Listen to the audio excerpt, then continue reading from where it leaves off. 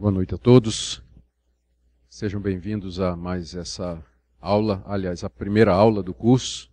Estou entendendo que é a primeira, não é isso? Então, é um momento, eu diria, histórico, não é? Estamos dando início a um projeto que eu acredito vai abençoar muito a vida de vocês, que é a preparação, discipulado e treinamento de líderes e de pessoas que desejam se desenvolver espiritualmente, intelectualmente na palavra de Deus. Abrindo essa série de estudos, nós teremos hoje a palestra sobre a interpretação da Bíblia. E o meu objetivo nessa palestra é falar a respeito da natureza da Bíblia, o que é a Bíblia, por que nós precisamos interpretá-la, e alguns pressupostos ou princípios, ideias que nós precisamos ter em mente para que possamos interpretá-la corretamente. E no final eu tenho algumas sugestões de livros para aqueles que desejam estudar mais esse assunto. Então esse é o nosso projeto, vamos ver se nós conseguimos cumpri-lo dentro do tempo que nós temos aqui. Nós vamos ter uma palavra de oração e em seguida vamos ao trabalho. Nosso Deus, te damos graças pela oportunidade de nos reunirmos como teus filhos para refletir a respeito da tua revelação, a Bíblia, e de que maneira, Senhor, nós devemos entendê-la. Ajuda-nos nas nossas limitações, para que no meio das dificuldades nós possamos nos aperceber da verdade revelada e nos apropriar dela pela fé, para que te sirvamos aqui nesse mundo de maneira agradável a ti. É o que nós te pedimos no nome de Jesus. Amém. Muito bem. A primeira coisa que nós precisamos abordar é exatamente essa questão. Por que é preciso interpretar a Bíblia? Ela não é a palavra de Deus?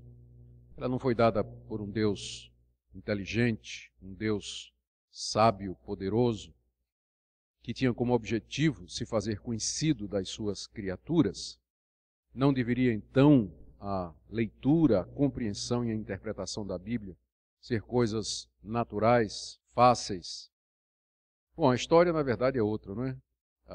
A gente basta dar uma lida na história da interpretação da Bíblia, ou na própria história da igreja, e se verá que ao longo dos séculos determinados textos suscitaram diferentes interpretações, às vezes contraditórias, díspares, causando confusão e divisão e surgimento de denominações, de grupos, de linhas, de tendências dentro da própria igreja. Então há alguma coisa na Bíblia que não a torna assim tão evidente, ou tão simples, ou tão clara, podemos dizer, ao leitor ou marinheiro de primeira viagem.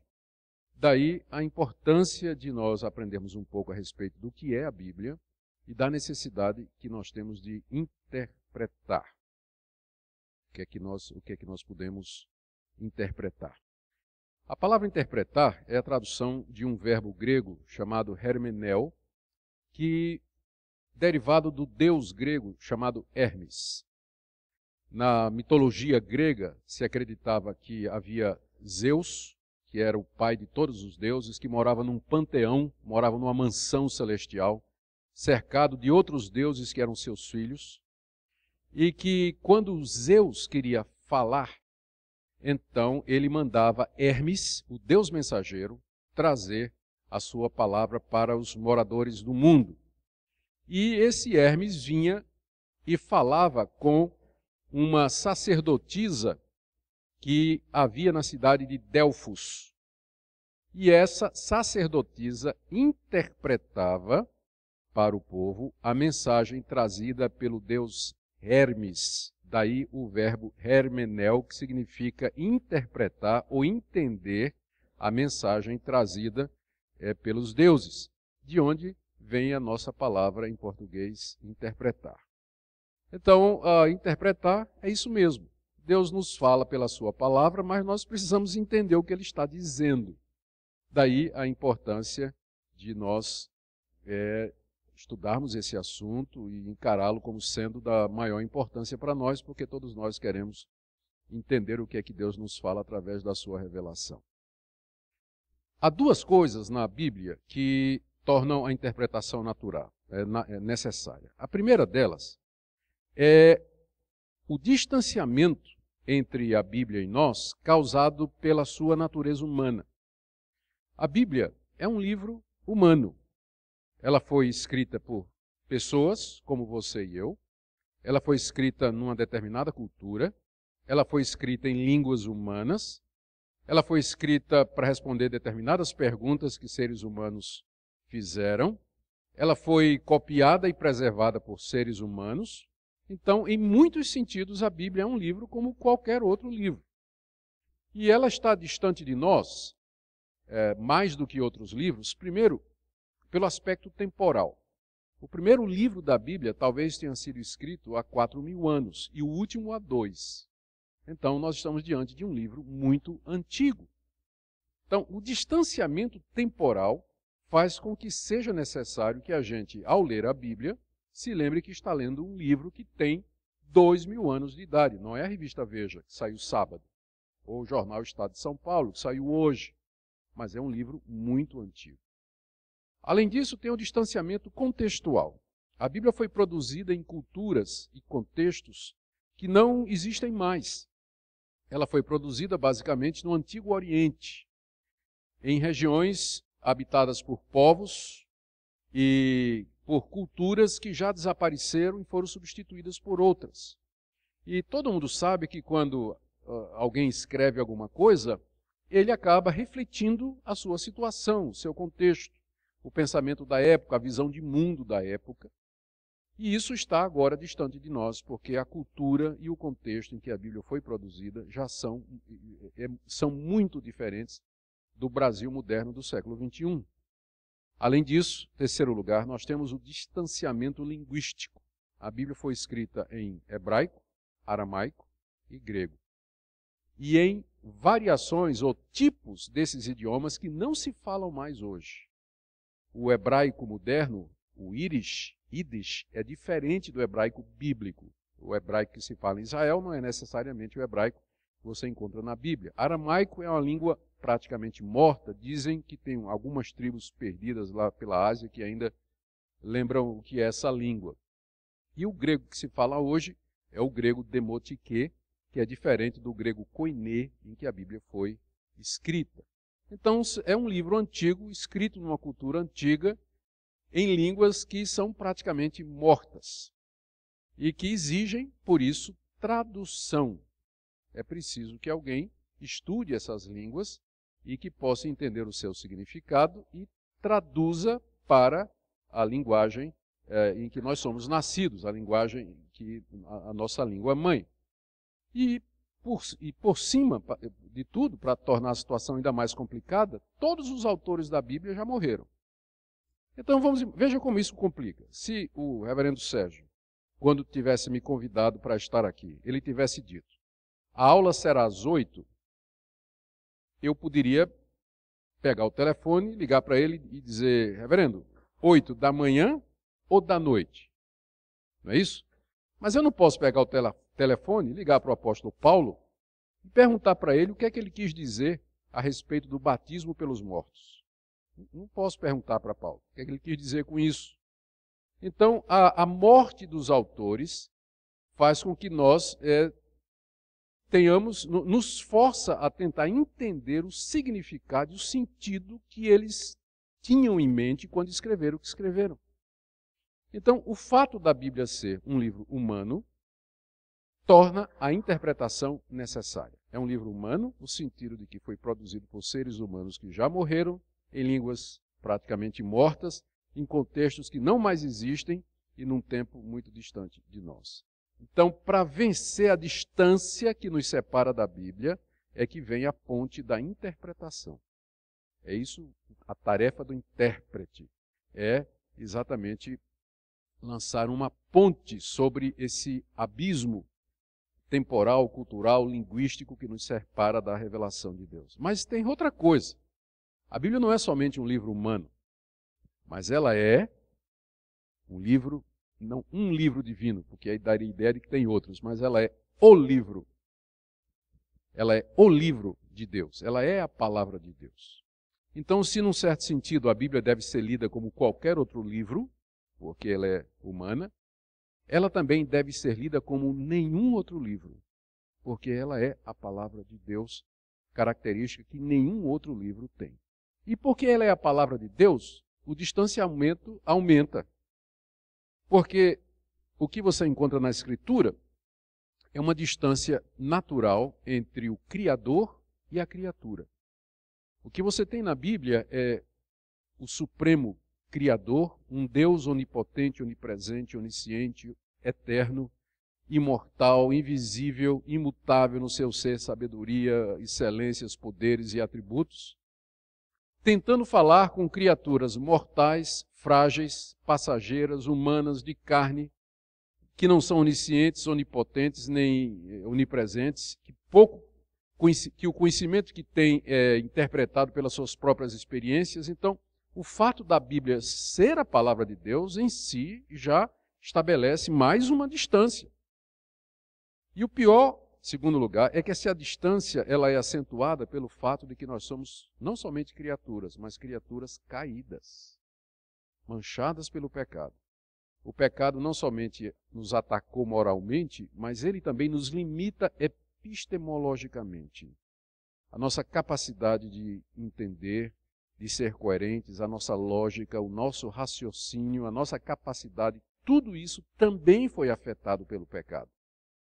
E por isso, a situação então é essa: criaturas limitadas e caídas, tentando entender a revelação de um Deus santo, justo, poderoso, bom, eterno, invisível, imortal, e por aí vai.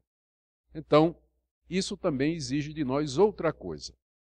Se, por um lado, o distanciamento do lado humano da Bíblia exige a interpretação, ou seja, eu vou ter que estudar, vou ter que conhecer história, vou ter que conhecer grego, hebraico e aramaico, eu vou ter que ler arqueologia, eu vou ter que entender gramática, eu vou ter que entender literatura. Então, para interpretar a Bíblia, você vai ter que ralar. Isso é exigido pelo lado humano da Bíblia. Por outro, porque ela é o livro de Deus, você vai ter que orar, para que você possa entender o que é que Deus está querendo lhe dizer. E sabe qual era o lema de Calvino? Em latim, orare et labutare. Orar e labutar. Era assim que ele resumia a tarefa do intérprete. O intérprete, ele tem que orar, porque a Bíblia é um livro divino, ele tem que entrar em contato com o autor último da Bíblia e pedir orientação, e tem que labutar, ralar, não é? Uma expressão moderna, nos livros, para ele poder entender a voz de Deus através dos idiomas, do contexto da história em que a Bíblia nos foi escrita. Então, é por isso que a interpretação é necessária. Nós não podemos exagerar o distanciamento a ponto de dizer que somente estudiosos, exegetas e especialistas em grego, hebraico e aramaico são capazes de entender a Bíblia. Não. Deus de tal maneira misericordiosamente se revelou na Escritura que qualquer pessoa no uso ordinário dos meios comuns, ela pode, lendo a Bíblia, entender a sua mensagem principal. Certamente ela ficará limitada à medida que ela vai lendo e querendo interpretar e entender toda a Escritura. Ela terá muito mais chance se ela tiver esse conhecimento contextual. Não precisa ser de um perito, mas pelo menos um conhecimento geral a respeito da história da Bíblia, das culturas hebraica, grega, da história daquela época, enfim. Coisas que vão auxiliar, sem dúvida, na interpretação da Escritura. E também, por outro lado, não vamos pensar que, porque a Bíblia é um livro divino, que basta você orar e abrir a Bíblia e você vai entender tudo. O Espírito Santo não costuma ensinar grego por revelação. Se você quer aprender a Bíblia nas línguas originais, você vai ter que comprar uma gramática, fazer um curso de grego e vai ter que ralar. Você pode ser uma pessoa muito piedosa, mas você não vai aprender grego da noite por dia orando. Então, as duas coisas são necessárias para que nós possamos interpretar a Bíblia da maneira correta. Piedade, uma vida de comunhão com Deus, santificação, buscando a vontade de Deus, e, por outro lado, esforço e dedicação para tentar entender a revelação do nosso Deus. Outra coisa que eu preciso esclarecer aqui, continuando, é essa afirmação de que a Bíblia é verdadeira. Essa é uma característica dos cristãos históricos, ou os cristãos de linha reformada, como nós. Nós recebemos a Bíblia como a palavra de Deus, e porque Deus é o autor da Bíblia, ela é inerrante, ela é infalível, ela é verdadeira em tudo que ela afirma. Não tem erro na Bíblia. Mas ao dizer isso, eu preciso esclarecer algumas coisas. Quando a gente diz que não tem erro na Bíblia, nós não queremos, por exemplo, dizer que na transmissão das cópias da Bíblia, erros não se introduziram, porque se introduziram. Nós temos 5.000 manuscritos do Novo Testamento, mais ou menos hoje, e aparecendo mais, à medida que novas descobertas são feitas. Esses manuscritos consistem de, às vezes, livros inteiros da Bíblia, a coleção dos evangelhos ou das cartas de Paulo, ou às vezes fragmentos, pedaços de livros da Bíblia, ou lecionários que são leituras ou textos escolhidos para serem lidos durante o culto, né, muito antigos. E quando você compara, você percebe às vezes que tem diferença de palavra, às vezes a frase está invertida, às vezes uma linha inteira falta, ou às vezes a mesma linha está duplicada. Então, por que isso aconteceu? É porque depois que os autores bíblicos escreveram, os textos começaram a ser copiados pelas igrejas. Naquele tempo não tinha imprensa como tem hoje, não tinha máquina Xerox, não tinha celular que você tira a fotografia e passa por e-mail, né, para outra pessoa. Era tudo copiado na mão.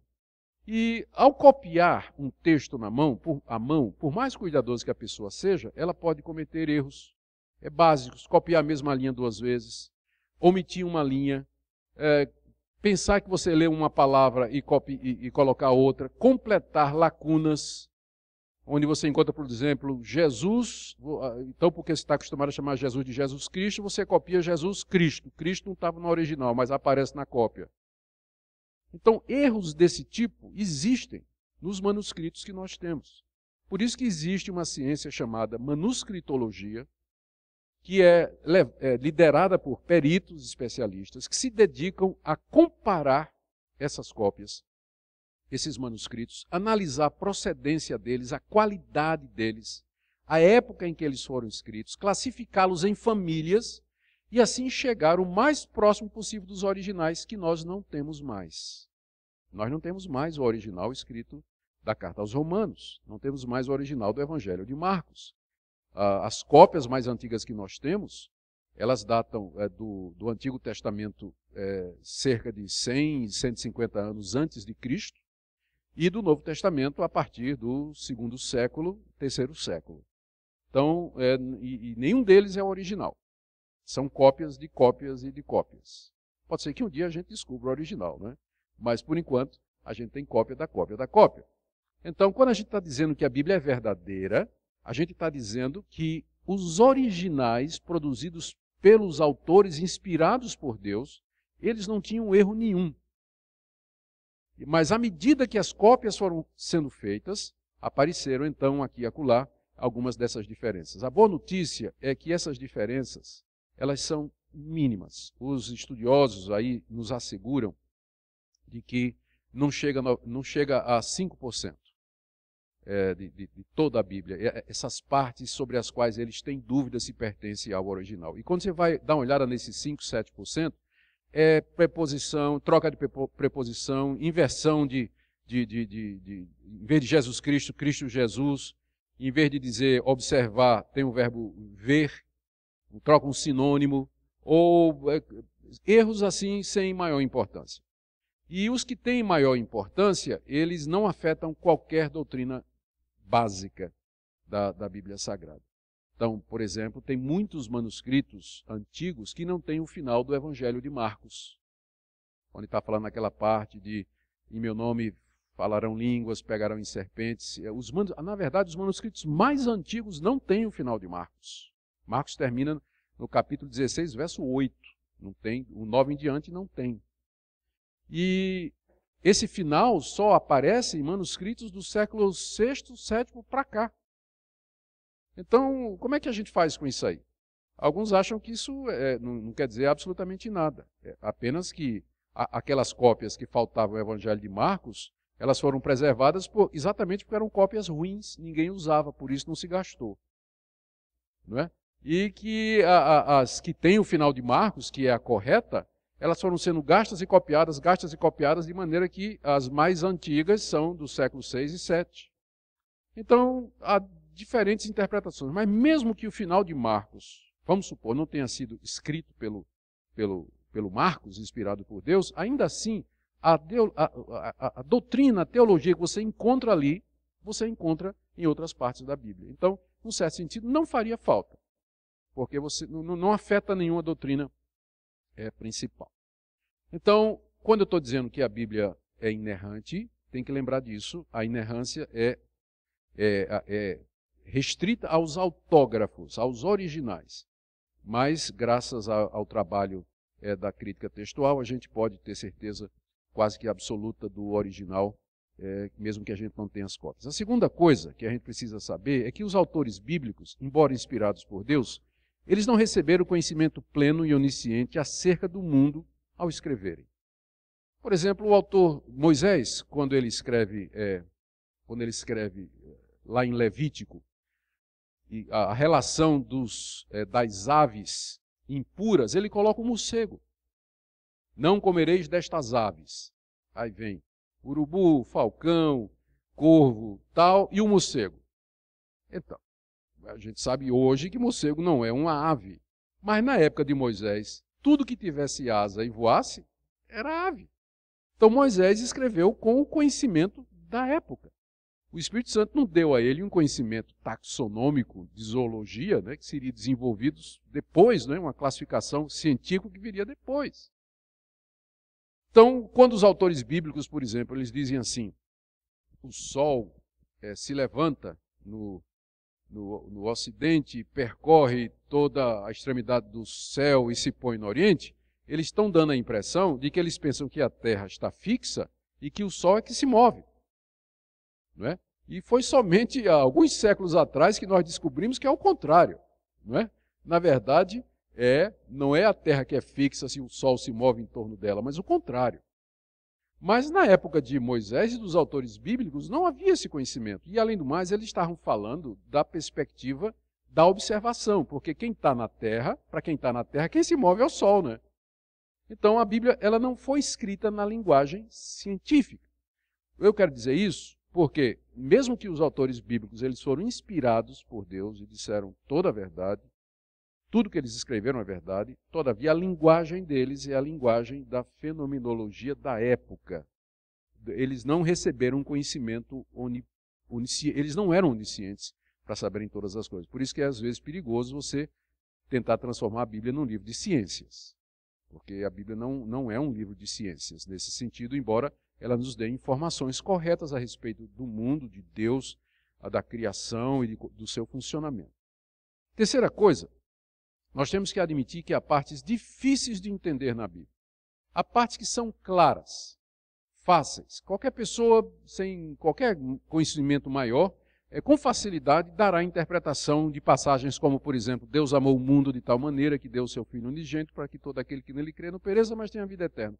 Ninguém precisa ser um especialista para ler aquilo ali e entender o que é que está sendo dito. Mas há partes da Bíblia que são, de fato, difíceis de interpretar.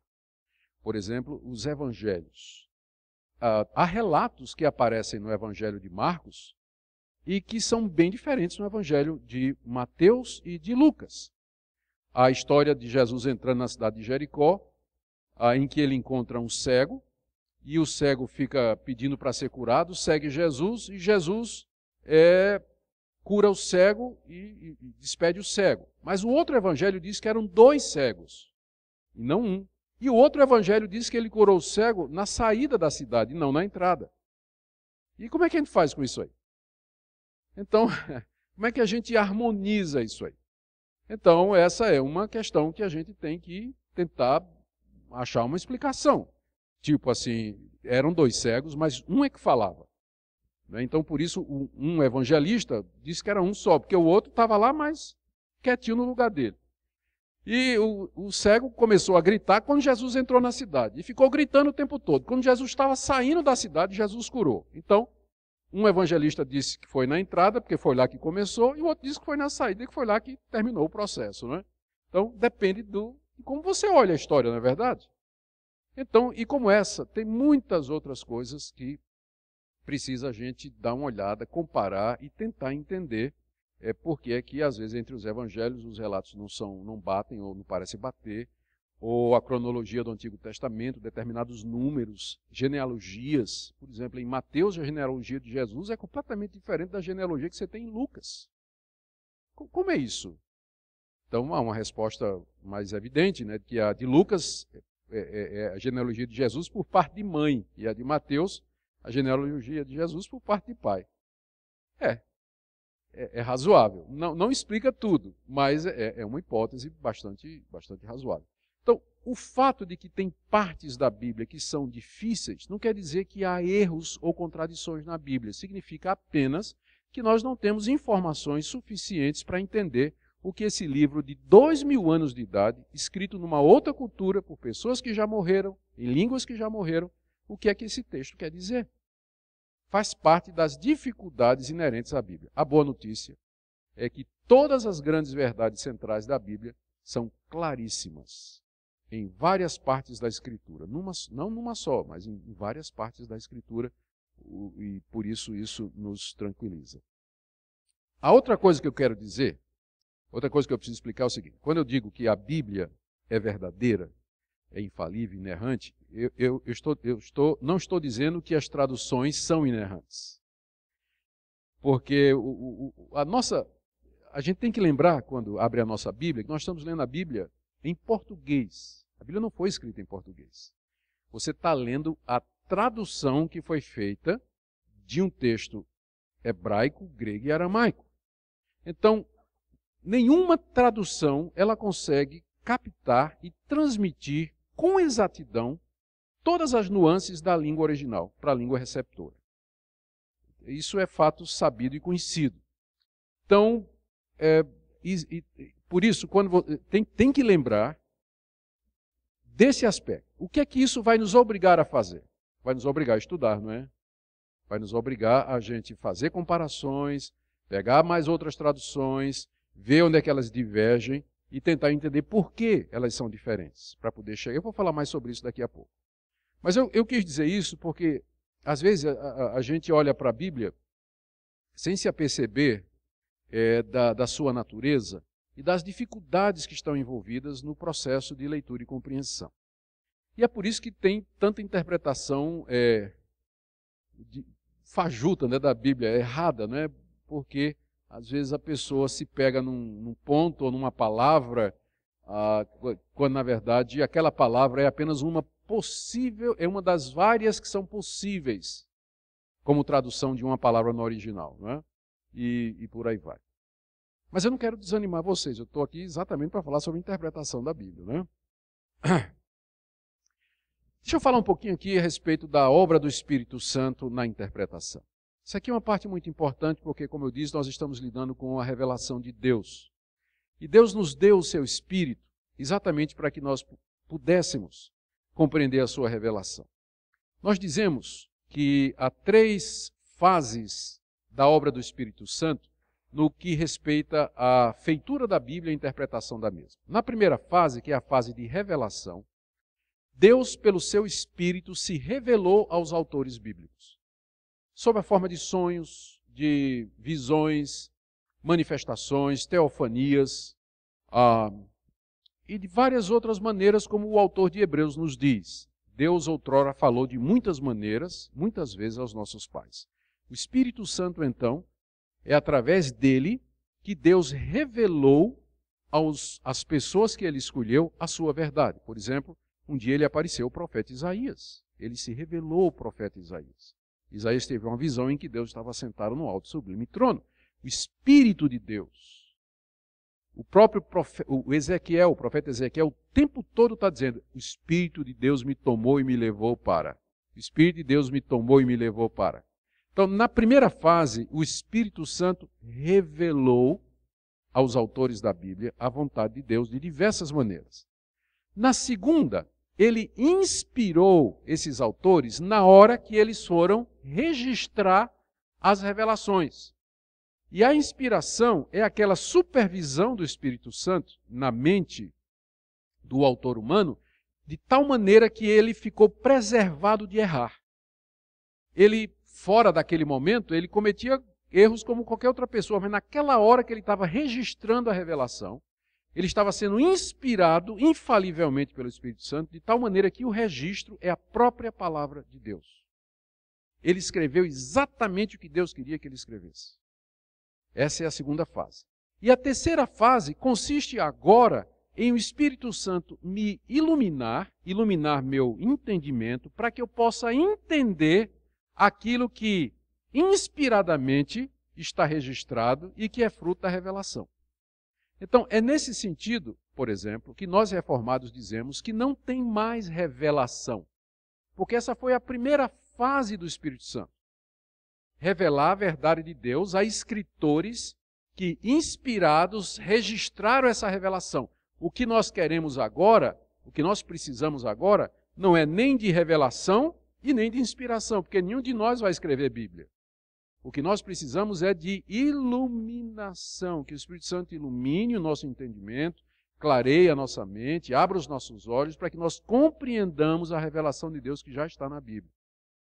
Então o Espírito Santo tem um papel preponderante e crucial no processo de interpretação.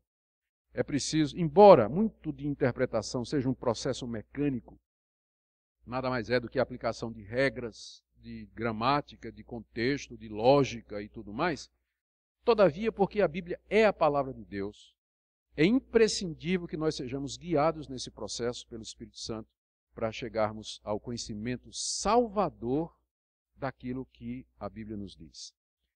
Eu quero fazer uma ressalva aqui. Eu não estou dizendo que se todos nós formos guiados pelo Espírito Santo, todos nós chegaremos às mesmas conclusões. A história da igreja está aí para provar que isso não é verdade. Você vai encontrar homens de Deus, como por exemplo John Wesley e George Whitefield, que eram homens de Deus, usados por Deus, ganharam almas para Cristo, eram homens piedosos, homens de oração, mas que divergiam profundamente quando chegavam no ponto que era a questão da predestinação. Um não batia com o outro. Não conseguiam... não é? Então, o fato de que você vai ser guiado por Deus não quer dizer que você sempre vai ter a interpretação certa. Quer dizer que o Espírito Santo vai lhe levar àquela verdade salvadora. Os puritanos falavam a respeito disso, dizendo que a iluminação que o Espírito Santo nos dá é para uma compreensão salvadora da Bíblia. Deixa eu mostrar como isso funciona. Se eu pegar João 3,16 e der a um ateu e pedir que ele interprete, ele vai pegar e vai dizer assim, bom, aqui está dizendo, Deus amou o mundo. Bom, então, de acordo com esse texto, existe um Deus, eu não acredito nisso, mas existe um Deus, e esse Deus amou o mundo. O mundo aqui, pelo contexto, é as pessoas que moram no mundo.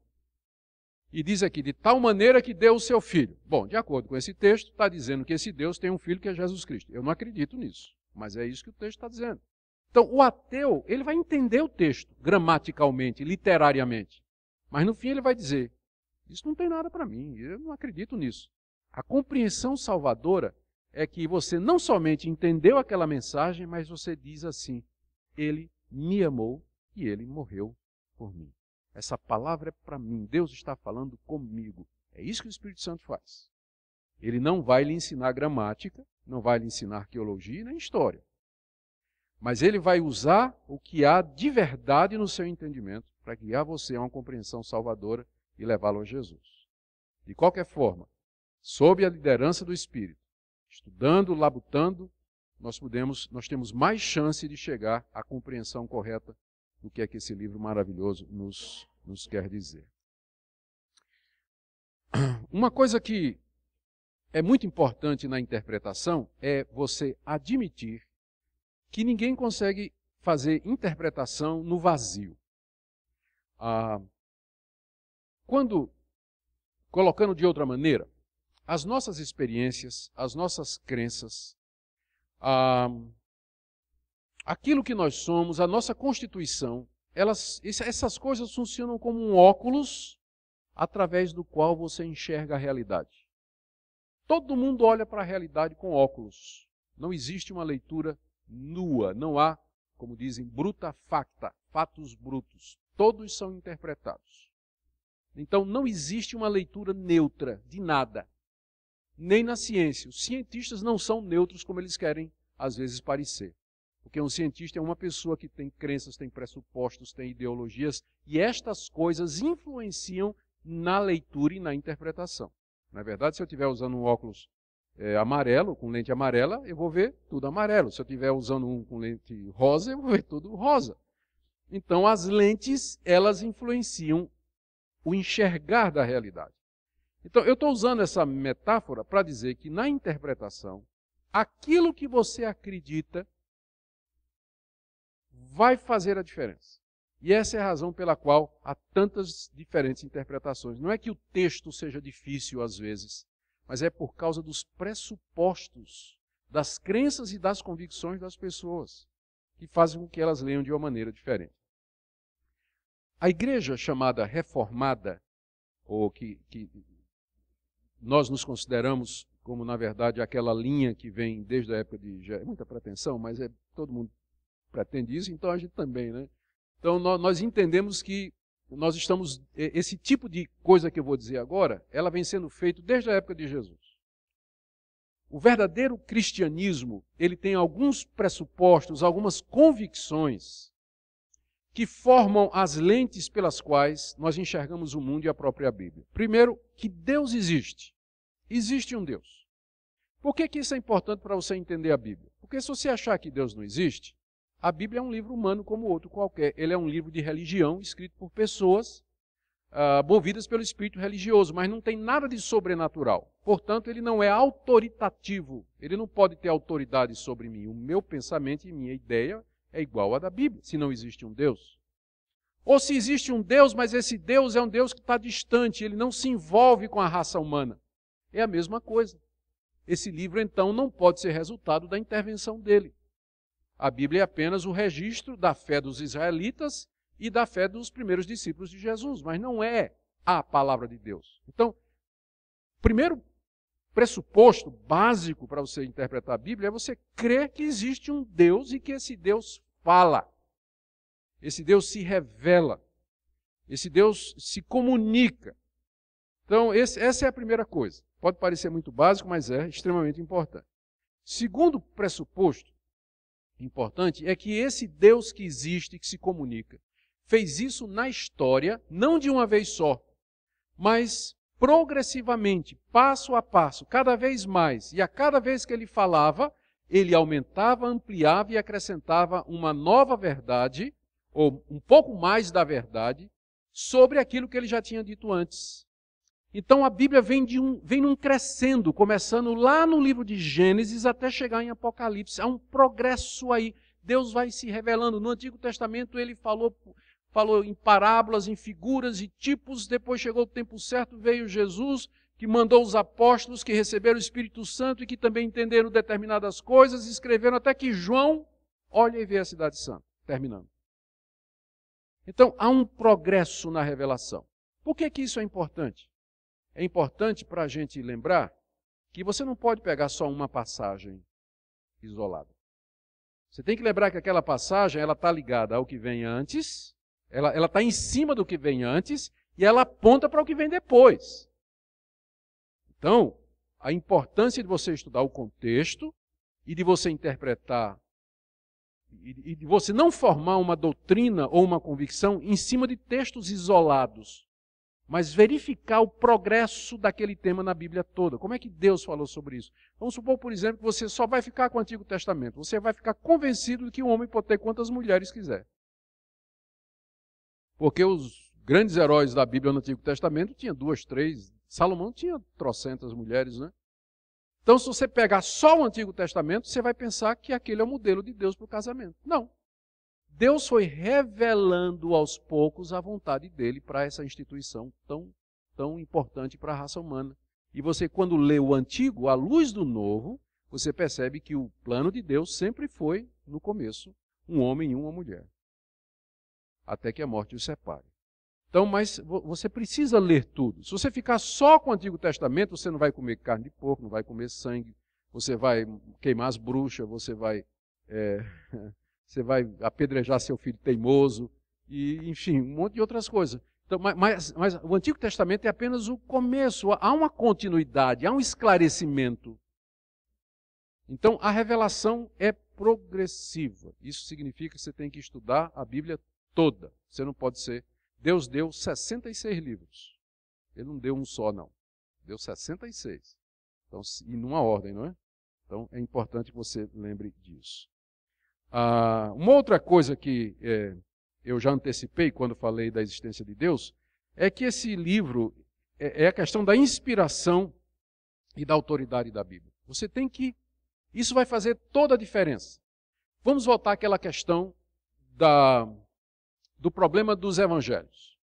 Se você acredita que a Bíblia é inspirada por Deus, portanto infalível e inerrante, você nunca vai aceitar uma solução que diga assim: Mateus está certo e Marcos está errado. Qual é o problema? Né? Um está certo e outro está errado. É por isso que são diferentes. Mas você não pode aceitar isso. Por quê? Porque você acredita que a Bíblia é a palavra de Deus. Ela não pode errar, porque se ela errar aqui, quem me garante que ela não errou em 3,16, João 3,16? Quem me garante que ela não errou quando diz que Jesus morreu pelos meus pecados? Então, você não pode aceitar de cara determinadas interpretações que vão lançar dúvida sobre a autenticidade da Bíblia, a historicidade da Bíblia e a sua veracidade. Por quê? Porque você crê na inspiração dela. Você vai procurar uma solução que harmonize as partes, sem lançar uma parte em contradição com a outra. Por exemplo, tem gente que acha que Tiago e Paulo se contradizem, porque Paulo diz que a salvação é pela fé sem as obras, e Tiago diz que a salvação é pelas obras e não somente pela fé. Aí um está dizendo que... Tem gente que diga, inclusive, que Tiago está combatendo Paulo. Mas uma pessoa que diz isso é porque está faltando essa crença aqui, que a Bíblia é a palavra inspirada e autoritativa de Deus. Porque se você crê que de fato é, Paulo e Tiago não podem estar em contradição. Eles estão falando de duas coisas diferentes. A fé que Paulo recomenda não é a fé que Tiago condena.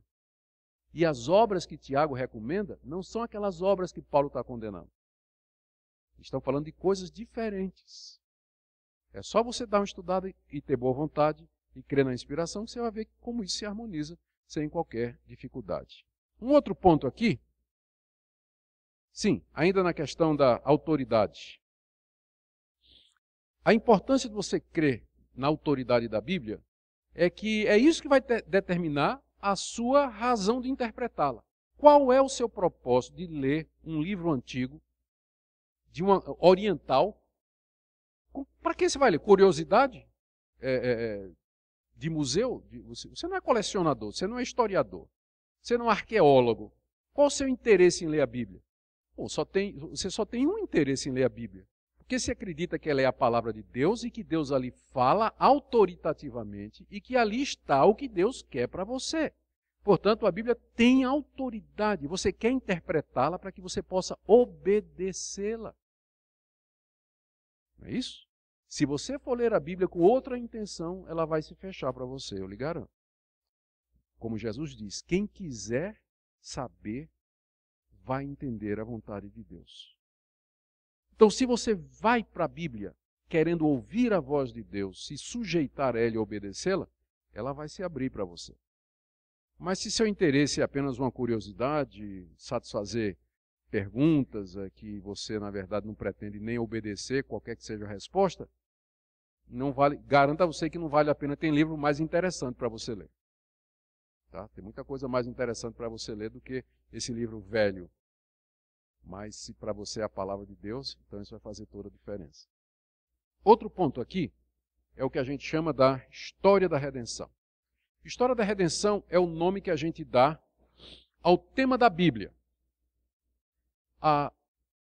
Quando você pega um livro, um romance ou alguma coisa, ele tem um enredo, não tem? O enredo é uma sequência histórica de atos e de eventos que vão acontecendo, criando uma determinada tensão, provocando uma determinada reação até um desenlace. Esse é o que se chama de enredo. É o roteiro de um livro, de um romance, de um filme de ficção, um filme policial, um livro policial e assim por diante. Então a pergunta é, qual é o roteiro da Bíblia? Qual é o assunto da Bíblia? Qual é o tema da Bíblia? E a resposta é essa. A Bíblia é o registro dos atos salvadores de Deus na história. É isso que é a Bíblia. Ela documenta, ela historia os atos desse Deus eterno realizados na história no seu propósito de salvar pecadores e ter um povo para si. E como ele, para fazer isso, mandou Jesus, seu filho, para ser o executor desse projeto. O livro começa com a queda da humanidade e termina com a glória de Deus, com a redenção dessa humanidade.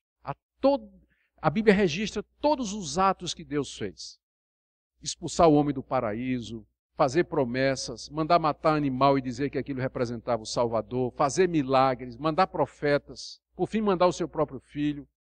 Então todos os atos, as ações e atitudes de Deus para a salvação do homem estão registrados na Bíblia. Esse é o grande tema da Bíblia e por isso que nós dizemos que Cristo é o centro da Bíblia.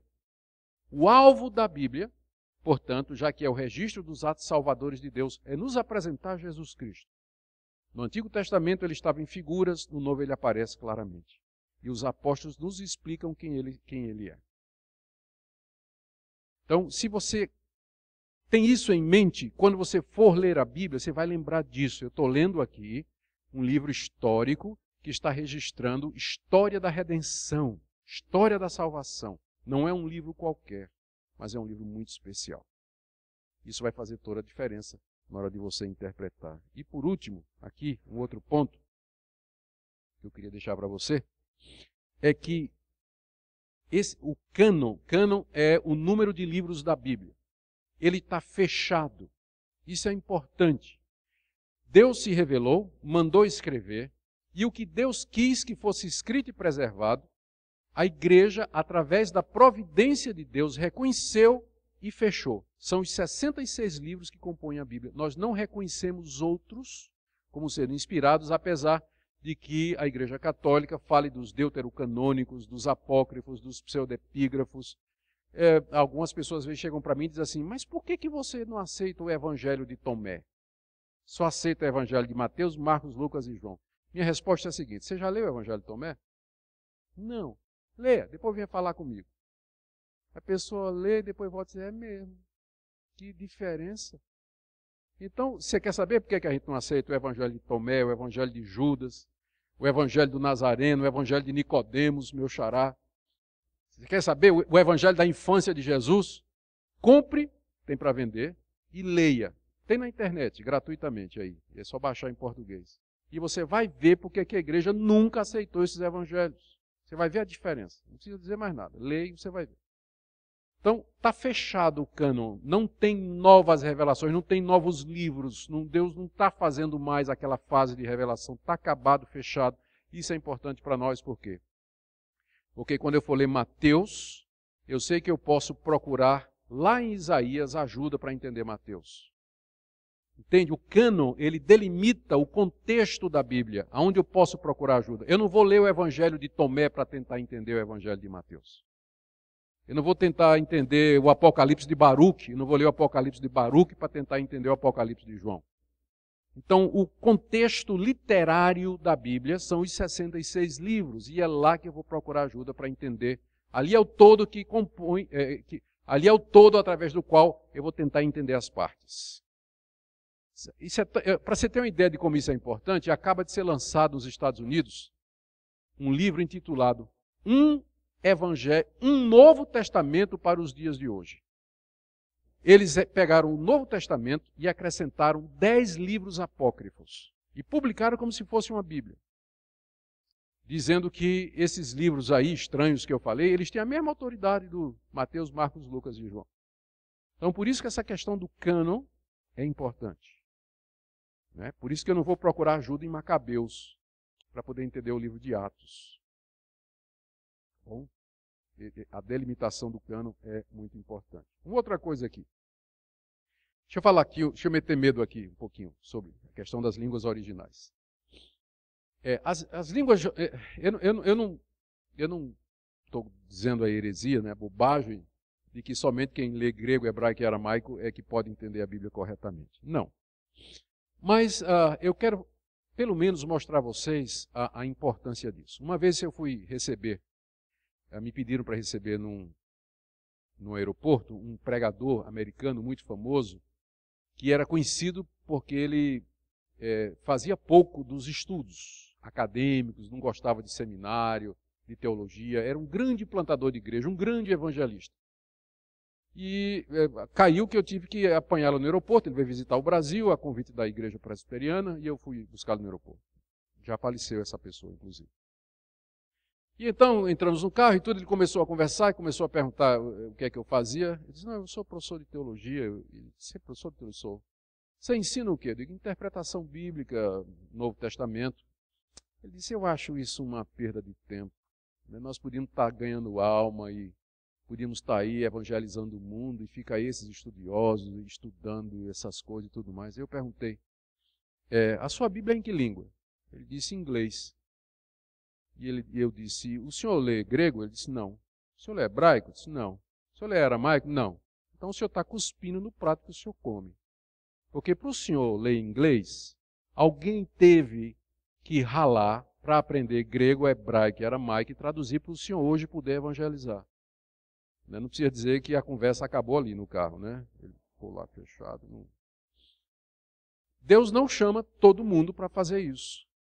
Mas Ele precisa chamar gente da sua igreja para se dedicar a estudar, a pesquisar e para dar ao povo de Deus, com fidelidade, a revelação de Deus na sua própria língua.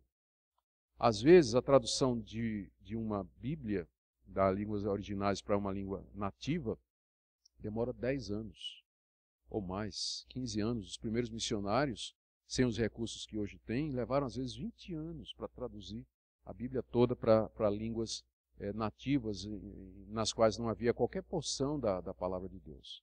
Hoje em dia é bem mais rápido, né, com os recursos que se tem. Mas não podemos desprezar a importância das línguas originais. Deixe-me aqui. Eu diria a você o seguinte, você diz assim, mas pastor, eu não conheço o grego e hebraico. Não.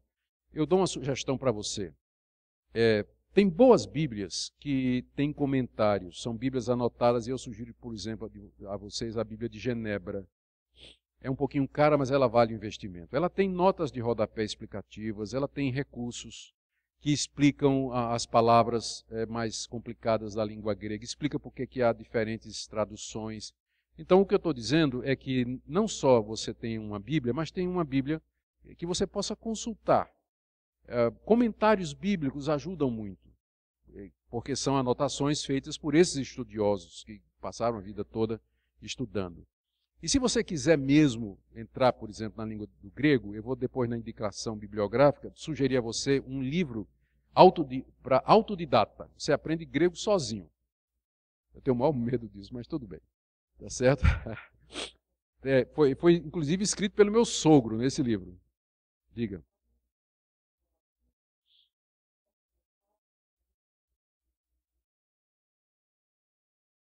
Olha, tá vendo? Já está vendendo Bíblia de Genebra aqui. Tá? 40% de desconto, é só falar com ela depois.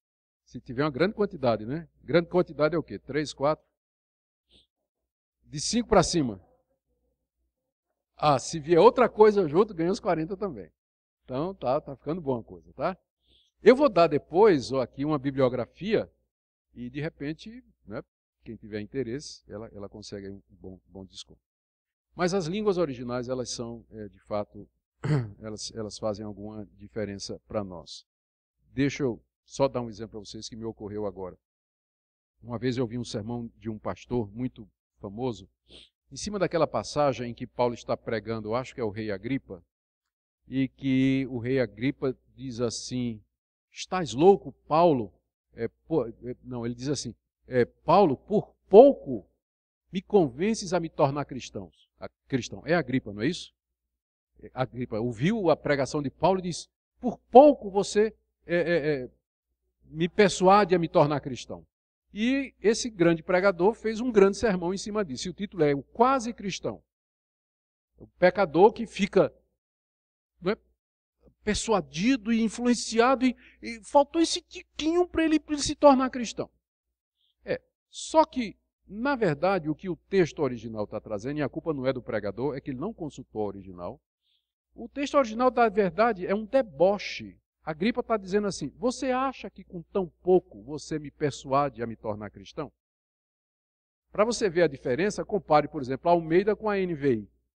Uma diz de um jeito e outra diz do outro. E a Bíblia, na linguagem de hoje, você vai ver que as três divergem a respeito disso.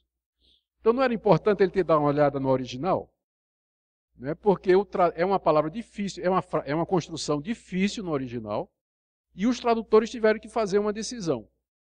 Um achou que a Agripa estava quase convencido, e o outro achou que a Agripa estava debochando, porque as duas interpretações são possíveis gramaticalmente. Eu, pessoalmente, acho que a Agripa estava debochando. Dizendo a Paulo assim, você acha que com tão pouco você me convence a me tornar cristão? Não é? Que, se não me engano, é a NVI, ou a Bíblia na linguagem de hoje, que segue essa interpretação. Só para mostrar a importância dele ter, pelo menos, consultado, né, uma outra tradução ou original grego, antes de construir um sermão muito bonito, mas no texto provavelmente errado. Né? E aqui entra realmente a questão da avaliação das traduções. Já que a gente não vai estudar grego, nem hebraico, nem nada, a solução é a gente depender das traduções. E ainda bem, embora muita gente ache que é muito ruim, mas na verdade eu acho muito bom que nós tenhamos muitas traduções boas na língua portuguesa. Porque, diante do quadro que eu acabei de falar para vocês, esse número grande de traduções vai facilitar o nosso trabalho de fazer comparação. Quando a gente vai avaliar a tradução, a gente tem que levar em consideração algumas coisas. A primeira delas é a recomendação do pastor. Pastor, qual é a melhor tradução? Tal. Obrigado. Pronto. Resolvido o assunto, né? Mas se você não quiser usar esse recurso, aqui tem algumas dicas a respeito de como você pode avaliar as traduções. Primeira é a identidade e capacidade de tradutores. Primeira regra número 1, desconfie de traduções que foi feita por uma pessoa só. Não é bom. As melhores traduções são aquelas feitas por uma equipe. E é óbvio a razão. Não é? Porque se você está fazendo uma tradução sozinho, se você errar, você não vai ter ninguém para dizer, olha, não é bem assim.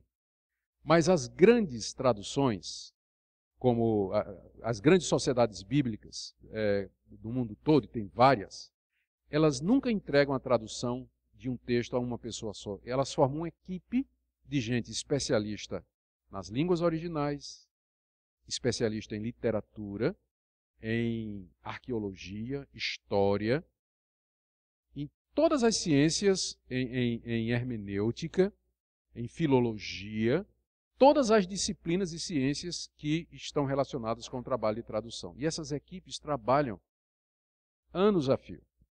Eu fui convidado, representando a nossa denominação, a pedido do presidente do Supremo Concílio, eu fui representando a IPB numa reunião na Sociedade Bíblica do Brasil, porque a Sociedade Bíblica do Brasil, e lá estava representante dos metodistas, luteranos, enfim, de todas as grandes denominações históricas, estavam todos lá. E aí o presidente da Sociedade Bíblica do Brasil, junto com a equipe, disse, nós estamos chamando vocês aqui porque nós queremos saber a opinião de vocês sobre a possibilidade da gente fazer algumas mudanças na Almeida atualizada, que é a Bíblia mais vendida do Brasil, a mais querida do Brasil. É que a última revisão dela foi em 85. E já se passaram muitos anos e o português, a língua portuguesa já mudou. Então lá tem dizendo, Oxalá fulano morresse. Oxalá é um deus da Umbanda. Então, esta coisa é proibida. Coisa, ninguém fala coisa hoje, né? É coisa, né? Então eles estavam querendo fazer uma revisão da Almeida, que eles disseram que duraria uns 3 anos, mas eles queriam a aprovação das grandes denominações históricas para mexer naquela que é a Bíblia do Brasil. Então é um trabalho sério. Então a primeira coisa que você tem que fazer quando vai avaliar uma tradução é quem traduziu? Quem foi o comitê? Quem patrocinou isso aí? Então é bom você saber isso aí. Segunda coisa, qual foi o texto usado como base da tradução? No Novo Testamento, eu vou exemplificar no Novo Testamento. No Novo Testamento, depois que aqueles estudiosos comparam os manuscritos e faz todo aquele trabalho, eles percebem que há, na verdade, duas linhas de texto. Você pode classificar todos aqueles textos em duas categorias. Um que eles chamam do texto crítico e outro que eles chamam do texto receptus ou texto recebido ou majoritário. Um é mais antigo, mas tem poucos manuscritos representando. O outro é mais recente, mas tem a grande maioria dos manuscritos. E esses textos, eles, como eu disse, divergem entre si 5%. Mas aí, como você não sabe disso, você está lendo, por exemplo, Almeida, Romanos 1, na nova versão internacional, aliás. Você está lendo Romanos 8:1 na nova versão internacional e diz assim: portanto, agora já não há condenação para os que estão em Cristo Jesus. Aí você pega a Almeida corrigida e vai ler, e Romanos 8 diz assim: portanto, agora já não há condenação para os que estão em Cristo Jesus, que não andam segundo a carne, mas segundo o Espírito. Opa! Aí você olha de novo, peraí. Tem uma frase inteira que está na Almeida e que não está na NVI. Por quê? Resposta. A NVI usa o texto crítico. E a Almeida corrigida usa o texto grego majoritário. E esse é um dos pontos em que eles divergem. Romanos 8:1. É maior no texto majoritário do que no texto crítico. Aí você fica arrancando os cabelos, né? Dizendo, estão me enganando, né? Ou então é um erro aqui, ou qualquer outra coisa assim. Não, é porque há dois textos gregos principais. E as sociedades bíblicas no Novo Testamento utilizam ou um ou outro. Eu vou dizer quem utiliza o que daqui a pouco. Outro exemplo.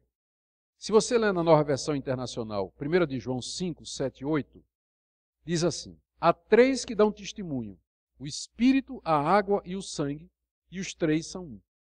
Se você ler na Almeida corrigida, diz assim: três são os que dão testemunho no céu. Aparece a palavra no céu aí. O Pai, a palavra e o Espírito Santo. E esses três são um. E continua: e três são os que dão testemunho na terra, o Espírito, a água e o sangue. Esses três concordam em um. Tem uma frase inteira falando da Trindade na versão corrigida que não aparece na NVI. Por quê? A resposta é aquela que eu já dei. O texto crítico não tem a segunda parte que fala da Trindade, enquanto que o texto majoritário tem. Então, como uma segue um texto e a outra segue o outro, então, quando eles traduziram, essas diferenças aparecem. Então, antes de você arrancar os cabelos, a melhor coisa é você ter as duas, comparar e perguntar por que é que às vezes está diferente. E a resposta vai ser, quase sempre, que reflete uma diferença no manuscrito original. Que não é importante porque a doutrina da Trindade, por exemplo, não depende dessa passagem, né? Para a gente provar a doutrina da Trindade, tem centenas de outros textos na Bíblia que nos falam a respeito disso. A terceira coisa, gente, eu estou com a impressão de que quando sair daqui você vai jogar sua Bíblia fora, né? Nunca mais eu quero interpretar a Bíblia. O alvo não é esse. O alvo é tornar você um leitor avisado, né? Consciente do que é que você está fazendo, tá? Para que você possa interpretar a Bíblia corretamente. A terceira coisa que você tem que levar em consideração é a filosofia da tradução empregada. Existem basicamente duas filosofias de tradução. A primeira delas é chamada equivalência formal. A equivalência formal é o método de tradução em que você traduz palavra por palavra, literalmente. Por exemplo, lá em Filipenses, Paulo diz assim, no grego. Uma tradução formal do grego diz assim: amai-vos uns aos outros com entranhas de afeição. A palavra entranhas é a palavra grega splagna, que significa tripa. Então, Paulo está dizendo, literalmente, Vocês amem-se com aquelas emoções que vêm das tripas. Então, uma tradução formal, como por exemplo a Almeida Revista e Corrigida e a Trinitariana, diz isso: amai-vos com entranháveis, de entranha, com entranháveis afetos. Mas se você pensa assim, mas o que é entranhável? Por que é entranhável afeto? Bem, é porque naquela época os gregos pensavam que as emoções estavam nas tripas. E é lógico, porque qual é a primeira parte afetada quando você tem medo? É a tripa, né? Rapaz, deu um frio na barriga. Até hoje a gente diz isso. Né? Então, mas a mentalidade moderna diz que os sentimentos estão no coração. Por isso que a NVI traduz assim: amai-vos de coração. É uma equivalência dinâmica. Ela fez a pergunta: qual é o equivalente em português àquilo que foi dito em grego? Em vez de traduzir palavra por palavra, ela traduz conceito por conceito. Então, às vezes, a pessoa pergunta, diz assim: a melhor tradução é a literal. Não. Lá no Salmo, Davi diz assim: eu louvo a Deus porque ele ungiu o meu chifre. Está lá. Por quê? Porque a palavra para poder em hebraico é a palavra chifre, por causa da alusão ao boi, que é um animal poderoso. Só que aí você vai encontrar, as traduções mais antigas falam disso aí, o chifre do poder, que as versões que usam a equivalência dinâmica traduziram: eu louvo a Deus porque ele me dá forças. Porque é isso que Davi quis dizer. Então, tem dois tipos de tradução. Então, quem é que usa a tradução mais literal? A Almeida Corrigida, a Trinitariana, parece, se não me engano, a Almeida Fiel. Eles seguem mais assim a linha, querer seguir mais próximo do original, o que nem sempre é bom. E a Bíblia na linguagem de hoje, por exemplo, ela já abusa da equivalência dinâmica, porque ela é quase que uma paráfrase, ela reescreve a Bíblia toda, e nesse sentido vai também a mensagem, se não me engano, do Eugene Peterson, que é tão popular por aí, né? É a tradução de um homem só, usando a equivalência dinâmica. Então, se alguém me pergunta, recomenda? Eu disse, não recomendo. Você pode ter assim para consulta, mas não como a sua Bíblia de leitura, de meditação e de estudo, porque não está qualificada para isso. Né? Então, não sei quem de vocês aí o escândalo que causou na internet, a chamada Bíblia Freestyle, de um tal de Ariovaldo Júnior, que pegou a Bíblia traduzindo, Jesus dizendo assim: ó, cara, qual é a tua, mano? Para com isso, bicho. Traduzindo assim a Bíblia, né? Foi uma maior confusão na internet, gente a favor, gente contra, né? Mas se você usar essa regra que eu estou dizendo aqui, quem é que traduziu? E qual foi o texto que ele usou? Para dizer a verdade, ele nem traduziu do grego, né? Ele pegou em português e adaptou. Não é nem uma tradução aquilo ali. Aquilo eu não sei nem o que é. Não vou dizer o que é que eu penso, não. Tudo bom. Tá? Então, as versões mais respeitadas do Brasil, as traduções, elas procuram ficar no meio desses dois extremos, equivalência formal e equivalência dinâmica, como, por exemplo, a Almeida e NVI. Então, a Almeida e NVI, elas ficam ali no meio. A NVI puxando um pouquinho mais para a equivalência dinâmica e a Almeida atualizada ainda um pouquinho no lado formal. Mas basicamente são as duas Bíblias mais usadas no Brasil hoje, não é? E eu creio que elas são as de melhor qualidade no que diz respeito à filosofia de tradução, a qualidade dos intérpretes e tudo mais. Minha sugestão é que você tenha várias versões para comparação. Eu tenho várias versões. Eu tenho várias. Eu tenho um programa, há programas de computadores disponíveis, aí, que tem 80, 90 versões da Bíblia. É claro, não só em português, mas em inglês, em alemão, francês, holandês. E se você arranhar um pouquinho essas línguas, aí fica bom espanhol, aí dá para você vendo e fazendo comparações, e isso vai ajudar bastante essa questão das traduções. Deixa eu falar aqui mais um pouquinho, meu tempo está acabando já, né? É até que horas, pastor? Já acabou, né? Gente, eu quero só correr aqui. A questão do gênero literário. O gênero literário é É o nome que se dá ao tipo de literatura que você está lendo. Novela, poema, poesia, história, são gêneros literários. E cada gênero literário tem que ser interpretado de uma maneira diferente. Uma parábola não pode ser interpretada como você interpreta uma narrativa. Não é isso? Vou dar um exemplo de como isso é importante. O livro de Jonas.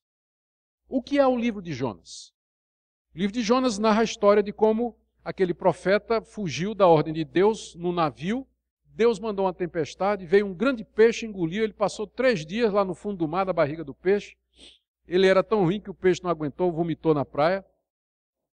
E Jonas então foi para Nínive pregar o evangelho. A pergunta é, qual é o gênero literário de Jonas? Jonas é história ou Jonas é uma parábola? Ou uma lenda? O que é aquilo ali? Então, veja como isso é importante para determinar a interpretação. Se para você aquilo ali é histórico, então você vai ler aquilo como história, como fato acontecido, e você vai procurar entender o que é que Deus estava querendo dizer e transmitir com aqueles atos que ele realizou e que estão registrados no livro de Jonas. Mas se para você aquilo é uma história, é uma parábola elaborada por alguém, a sua pergunta vai ser, então, qual era a intenção daquela pessoa em elaborar aquela parábola? Qual era o ponto que ele queria dizer? Que a gente tem que amar os inimigos? Então, a definição do gênero literário já vai determinar a sua interpretação.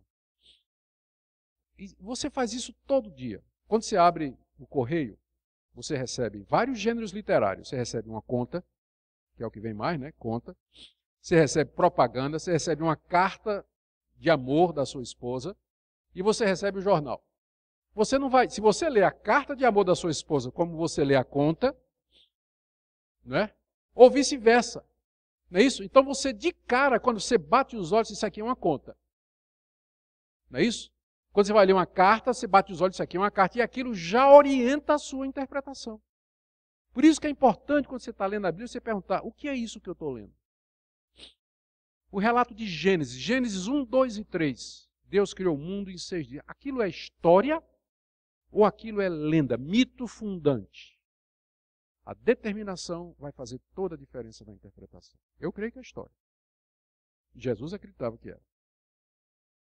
Ele cita várias vezes como sendo história. Então eu fico com Jesus. Certo? Mas a determinação vai ser fundamental para a interpretação do texto. Deixa-me falar de outra coisa aqui. Só mais um ponto. Então, terminando, regras básicas. Note aí. Primeira, lembre quando você for interpretar que a mensagem central da Bíblia é a revelação de Deus em Jesus Cristo. Aquilo que nós chamamos de história da redenção. É importante, quando você está lendo um livro, você ter uma ideia do que é que o livro está falando. Não é isso? Se você for ler um livro de geografia pensando que ele é um livro de física, né? Não vai fazer sentido. Mas então você tem que entender o que é que você está lendo. Você está lendo a revelação inspirada, registrada dos atos salvadores de Deus na história, da qual Jesus Cristo é o centro. Segunda regra, a melhor intérprete da Bíblia é a Bíblia. Você está lendo, por exemplo, Lucas e diz assim, bem-aventurados os pobres, porque deles é o reino dos céus. Aí você diz, puxa, Jesus está dizendo que todo pobre vai para o céu. Mas peraí, como é que Mateus diz isso? Mateus diz, bem-aventurados os pobres de espírito. Ah, entendi. Mateus me ajuda a entender Lucas. Que tipo de pobreza Jesus está se referindo? É a humildade, né, que é chamado no Oriente de pobreza espiritual. Eu sei que em português tem outro sentido, né, mas no Oriente o pobre de espírito era o humilde. Ao contrário do altivo, né? Então, Mateus me ajuda a interpretar Lucas. Então, essa é a regra número 1, chamada analogia da fé. Ou seja, a Bíblia é a sua melhor intérprete. Quando você encontrar uma passagem complicada, procure achar outras passagens que lancem luz naquela passagem mais obscura. Então, essa é a regra de ouro. A Bíblia é a sua melhor intérprete. Outra, o Antigo Testamento é interpretado pelo Novo. Você não é judeu, você é cristão. E se você é cristão, significa que você lê o Antigo Testamento à luz do Novo. Você interpreta o Antigo à luz do Novo. O Novo funciona como um filtro para se entender. Então, fazendo isso, por exemplo, uma regra básica é: tudo aquilo que está no Antigo Testamento e que não é confirmado do Novo, passou. O que está no Antigo Testamento e não está confirmado no Novo, passou. Não é válido mais para nós hoje. E aí você já vai deixar de fora um monte de coisa, né? E vai deixar do lado de dentro um monte de outras, que são confirmadas no Novo Testamento. Então, você tem que ler o Antigo à luz do Novo, sempre, porque é essa a sequência da revelação. Tá? Você agora tem a revelação completa, você olha agora do fim para o começo. Olha do fim para o começo. Outra regra. O texto quer dizer o que o seu autor quis dizer. Pode parecer um truque, mas não é não. Deixa eu ilustrar. Pega a parábola do bom samaritano. Aquela parábola diz assim, que um homem descia de Jerusalém para Samaria e no meio do caminho os salteadores bateram nele, deixaram ele ferido à beira da estrada e foram embora levando tudo. Passou um sacerdote, olhou, fez de conta que não viu. Passou um levita, olhou, fez de conta que não viu. Aí veio um samaritano que não falava com os judeus, são dois povos inimigos. Mas o samaritano viu o coitado do judeu espancado e aí se apiedou dele, botou bálsamo nas feridas dele, colocou sobre o seu jumento, levou para uma hospedaria, deu 2 dinheiros lá, 2 denários ao dono da hospedaria e disse: cuide dele até que eu volte. Não é isso? E aí você pega essa parábola e faz a seguinte interpretação. O samaritano, o judeu que descia significa o homem perdido. Os salteadores é o pecado. E você fica lá à margem da estrada, é o homem que caiu em pecado. O levita e o sacerdote significa a lei que não pode salvar. O bom samaritano é Jesus, que derrama seu sangue, o vinho, nas feridas, levanta a pessoa, o ferido, o novo nascimento, coloca em cima do jumento, que é o evangelista, e leva para a estalagem, que é a igreja. E diz para o dono da estalagem, que é o pastor: tem aqui 2 moedas, que é o batismo e Santa Ceia. Cuida dele até que eu volte, segunda vinda. Qual o problema com essa interpretação? Tem alguma coisa errada na interpretação? Não, porque não está correto, não é essa a história da redenção. Mas a pergunta é essa: quando Jesus contou essa parábola, o que é que Jesus queria dizer? Quando você lê o contexto, aí você descobre. Alguém chegou para Jesus e disse assim: quem é o meu próximo? E Jesus então contou essa história para explicar que meu próximo é quem precisa de mim, ainda que seja o meu inimigo. É esse o sentido. O texto quer dizer o que Jesus quis dizer. Você não pode pegar a parábola do bom samaritano e dar outro sentido. Você está violando a intenção do autor. Está distorcendo. Não foi isso que Jesus quis dizer. Mas você vai encontrar pastor pregando no bom samaritano sobre isso. Já teve gente que pregou sobre a mãe do filho pródigo? Já ouviu falar? A mãe do filho pródigo. Ela nem aparece na história, mas o cara deduz. Primeiro tinha uma mãe, claro que tinha uma mãe, né?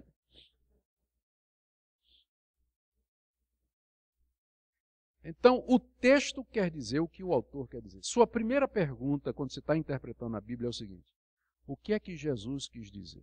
O que é que Paulo quis dizer? Você não pode dar interpretações diferentes diferente da intenção do autor do texto, porque você mesmo não gostaria se alguém fizesse isso com uma coisa que você escrevesse, não é verdade? Você às vezes coloca uma coisa na internet, no Facebook, no Twitter, e alguém distorce as suas palavras. Você fica brabo, não fica? Epa, não foi isso que eu estou dizendo, não. Como é que você acha que Deus se sente quando você faz a mesma coisa com a Bíblia, né?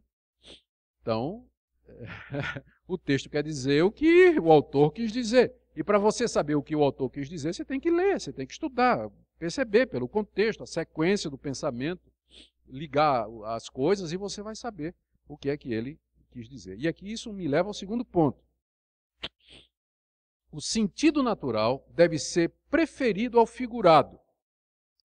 As pessoas têm uma tendência muito grande de interpretar a Bíblia figuradamente, espiritualmente, fazer alegorias, quando às vezes o sentido é simples. O sentido é aquilo, o sentido óbvio. Não tem nada além do texto que não esteja contido nas palavras. O sentido está contido nas palavras. Não existe uma verdade por trás do texto, um sentido oculto que só os eruditos e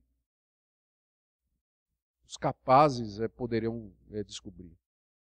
Como aconteceu muito na Idade Média, quando a Igreja Católica começou a criar doutrinas, então apareceram os intérpretes que começavam a dar interpretações figuradas para a Bíblia, surgiu a famosa quadriga. A quadriga dizia que cada passagem bíblica tinha 4 sentidos. O natural, que era o bruto, que estava na cara. Depois o anagógico, que era uma lição moral. Depois o cristológico, que apontava para Cristo. E o espiritual, que era o que tinha a ver com a minha salvação. Então, por exemplo, quando encontrava a palavra Jerusalém, Jerusalém significava, primeiro, a capital de Israel, segundo, a igreja que está no céu, terceiro, o meu lar celestial quando eu morrer, e quarto, significa a maneira que eu devo andar nesse mundo. Mas quando Mateus escreveu Jerusalém, ele quis dizer tudo isso? Não. Quando ele escreveu Jerusalém, estava se referindo à capital de Israel. Então tem muita gente que vai ver sentido espiritual, né, na Bíblia, que não tem.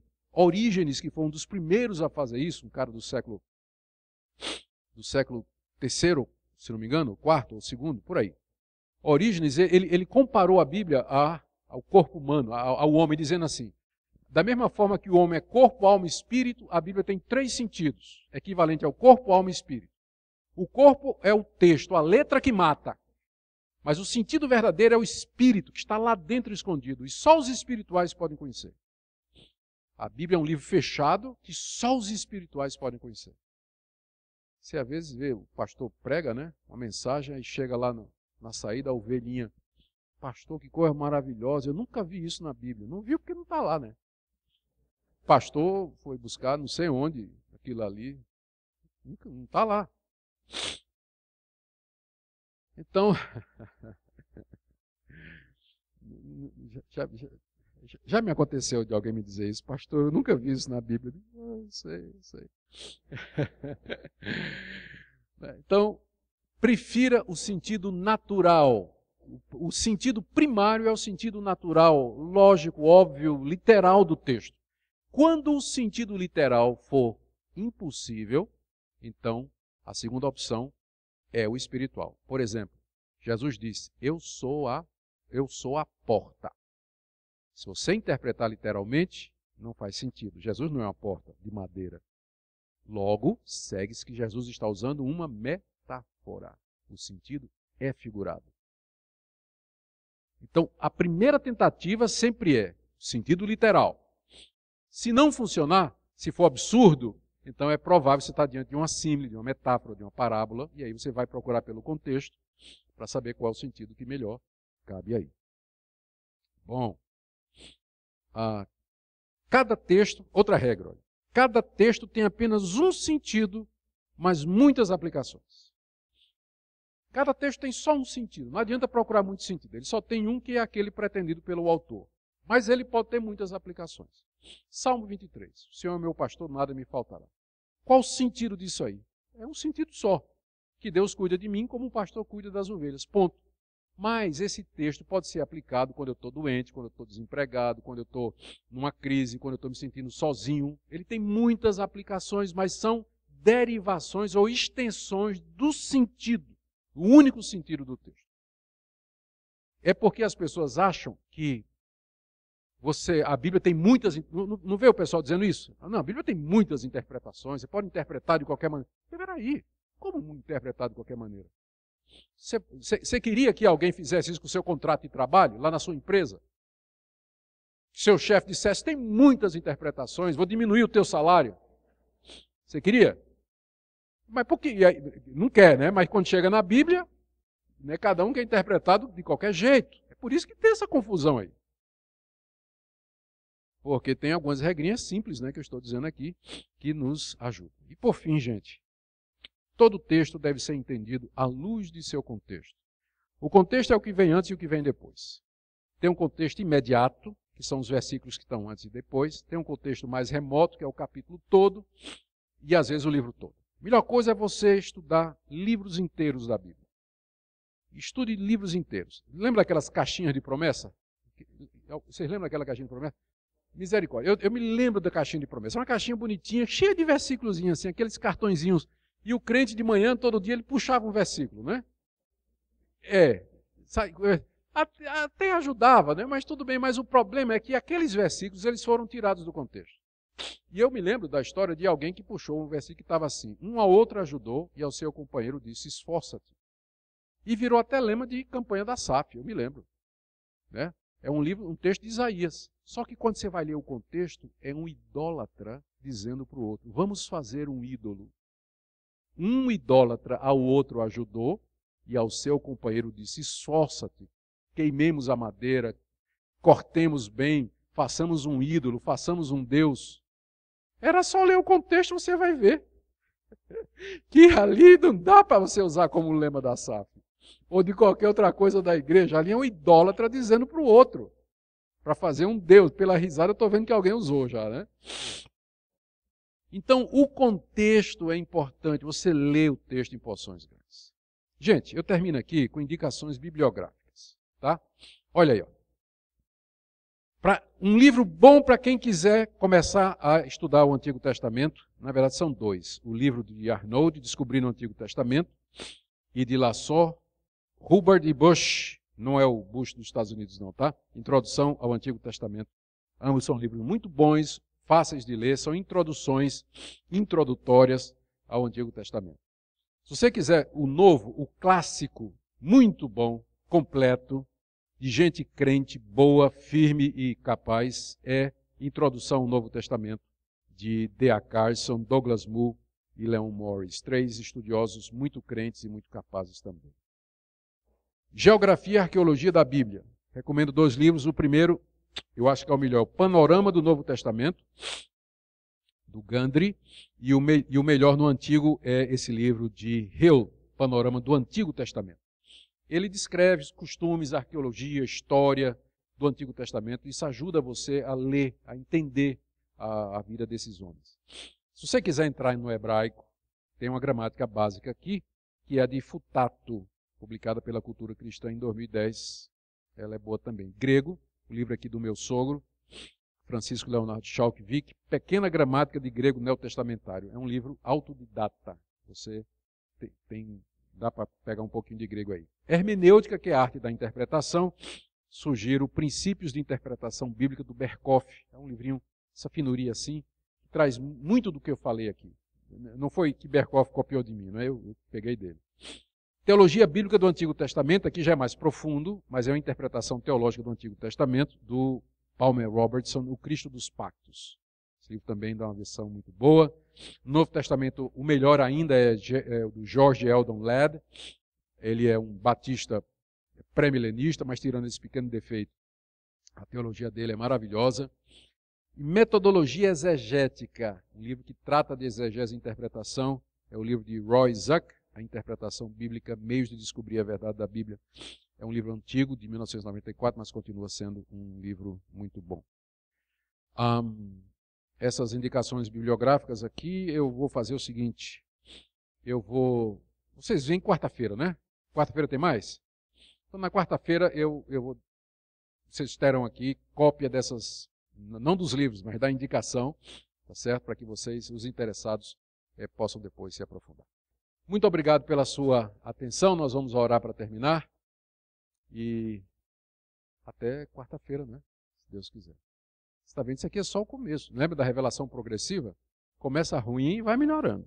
Tá? Então, quarta-feira já é uma revelação mais progressiva.